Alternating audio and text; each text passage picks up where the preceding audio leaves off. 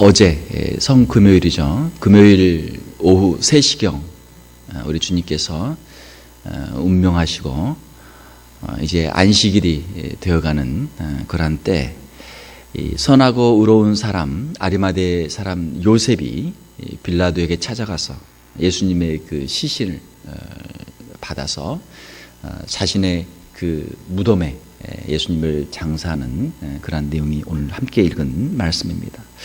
오늘 이 말씀을 통해서 선하고 의로운 사람이라는 제목으로 한번 말씀을 같이 나누기를 원합니다.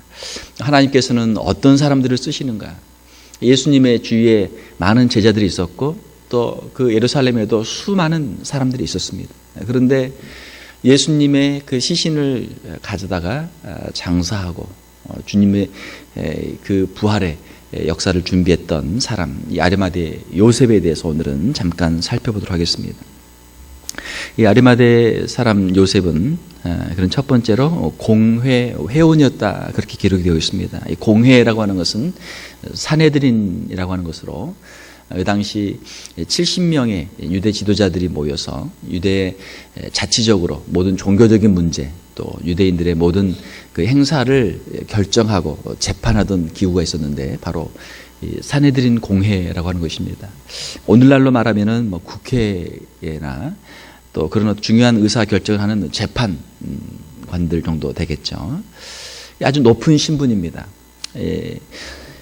아리마대 사람 요셉은 높은 신분을 가지고 있었고, 또 마가복음 15장에 보게 되면은 백성들에게 존경받는 사람이다, 그렇게 되어 있어요. 많은 사람들에게 신망이 두터운 사람이고 존경받는 사람이었다라고 하는 것이죠.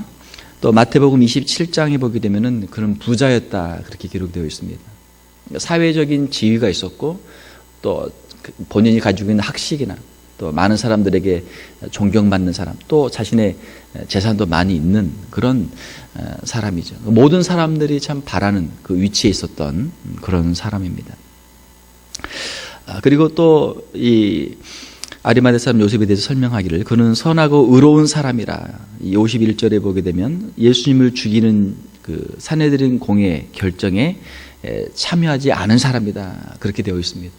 그러니까 모든 사람들이 다 예수님을 죽이자 그렇게 결정하는데, 이 아리마대 사람 요셉은 그는 공회의 의원이지만 예수님을 죽이는 일에 그는 반대하고 거기에 참여하지 않았다라고 하는 것이죠. 또 51절에 보게 되면 그는 하나님의 나라를 기다리는 자다, 그렇게 기록이 되어 있습니다. 마태복음 27장에 보게 되면 그는 예수님의 제자였다, 그렇게 기록이 되어 있어요. 예수님의 제자였다. 예수님의 그 말씀에 대해서 그는 옳게 그는 여기고 있었고, 예수님이야말로 하나님의 나라를 이루시는 분이구나, 하나님의 나라를 기다리는 그런 사람이었습니다. 자, 그러나 안타깝게도 요한복음 19장 38절에 보게 되면 그는 유대인들이 두려워서 자신이 예수님의 제자였던 것을 숨기고 있었던 사람입니다. 자신이 높은 지위에 있었고 또 많은 재산들이 있었고 가지고 있는 게 많은데, 지금 모든 공회 회원들이 다 예수님을 죽이고자 하고 또 백성들이 예수님을 죽여라 하니까 용기를 내지 못했던 거예요. 내가 예수님의 제자라는 것이 많은 사람들에게 밝혀지게 되면 내 생명의 위협, 또 내 재산도 다 잃어버리고 그 참 어려운 일을 당할 수 있잖아요. 그래서 두려워서 그는 자신이 예수님의 제자였던 것을 숨기고 있던 그런 사람이었습니다. 자, 그런데 그 두려움을 가지고 있던 그가 이 마지막 순간에 예수님의 그 시신을 빌라도에게 달라고 요구하는 52절을 보게 되면 빌라도에게 찾아가서 예수의 시체를 달라고 요구하는 용기를 내는 모습을 보게 됩니다.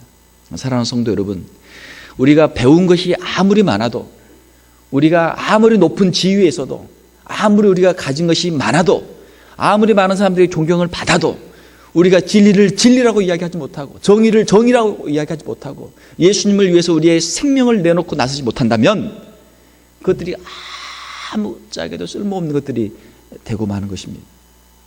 그렇죠? 아무런 쓸모가 없습니다. 사랑하는 성도 여러분, 주님께서 우리에게 주신 것이 비록 적고 우리가 가진 것이 비록 적어도 주님을 위해서 우리가 용기를 가지고 우리의 생명을 걸고 우리가 진리를 외치고 정의를 외치고 예수 그리스도 복음을 전할 수 있는 저와 여러분들이 될 수 있기를 주님의 이름으로 축원합니다. 주님께서는 어떤 사람들을 사용하시는가?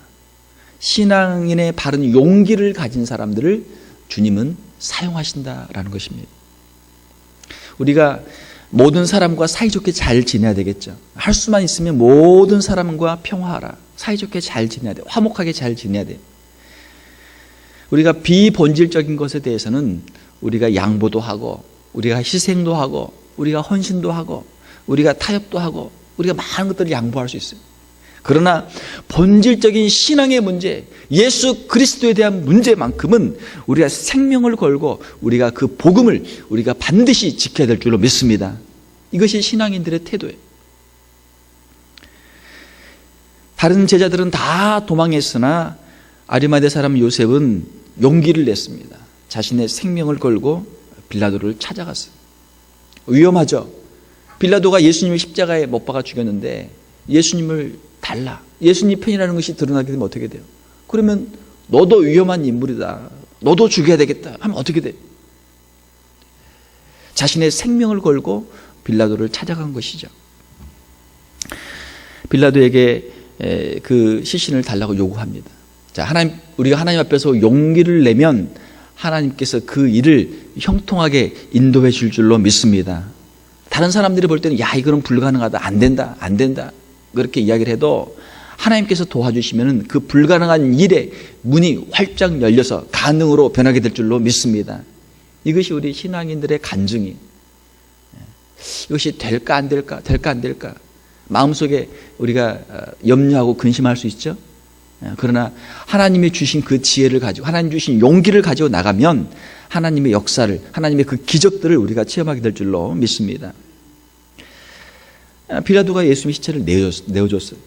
빌라도도 사실은 예수님이 무죄인 것을 알고 있었고 할 수 없이 예수님을 십자가에 못 박았기 때문에 그도 양심의 가책을 가지고 예수님의 시신을 내어주었습니다. 53절에 보게 되면은 예수님의 시신을 십자가에서 내리죠. 예수님은 지금 십자가에 못이 박혀서 모든 물과 피를 쏟으시고 아주 그 피가 온몸에 범벅이 되어 있는 그런 상태죠. 예수님을 그 십자가에서 내려서 예수님을 안고, 그 당시에 아주 고급 옷감이었던 세마포로, 하얀 세마포로 예수님을 싸고 정성을 다해서 아직 한 사람도 장사한 일이 없는 바위에 판 새 무덤에 예수님을 넣어서 장사를 하게 됩니다. 구약 성경에 예언된 대로 부자의 묘실에 장사되었다라고 하는 그 말씀을 성취하는 것이죠. 갈릴리에서 따라왔던 여인들도 무덤까지 따라와서 보고 다시 돌아가서 향품과 향유를 준비하죠.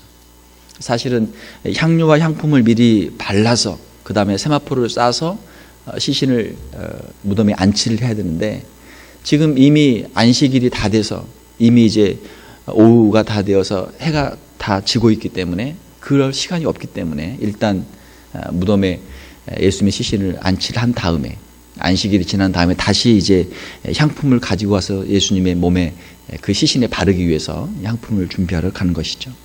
유대인들은 쉽게 이 시체가 부패하는 것을 막기 위해서 향품과 향유를 바르고 세마포로 싸서 무덤에 안치하는 그런 장례 습관이 있었습니다.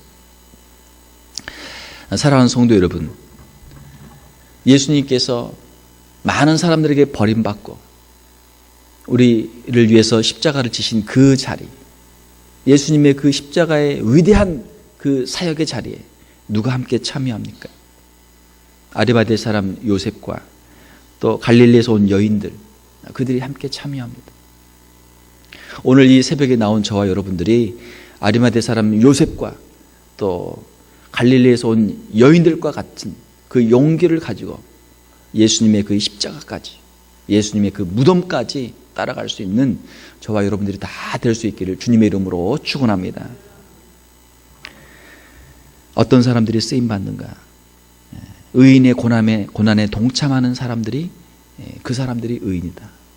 의인의 고난에 동참하는 사람들, 주님의 몸된 교회의 고난에 동참하는 사람들, 주님의 사역을 위해서 함께 고난에 동참하는 사람들, 우리의 생명을 걸고 하나님 앞에 기도하며 하나님이 주신 그 힘과 용기를 가지고 믿음을 지키며 주님 앞에 쓰임받을 수 있는 저와 여러분들이 다 될 수 있기를 주님의 이름으로 축원합니다.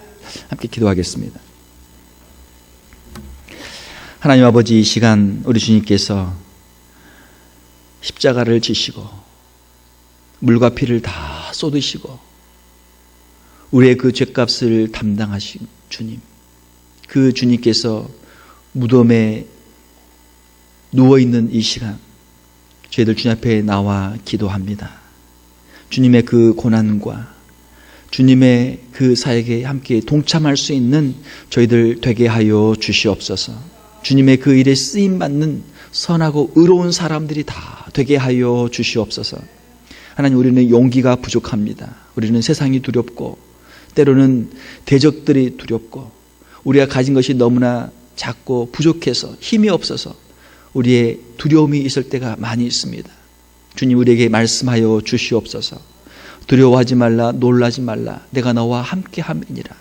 나의 의로운 오른손으로 너를 붙들어 주리라 말씀하시는 주님, 성경에 나와 있는 귀한 믿음의 종들에게 함께 하셨던 주님, 오늘 이 시간 저희들과 함께 하여 주시옵소서.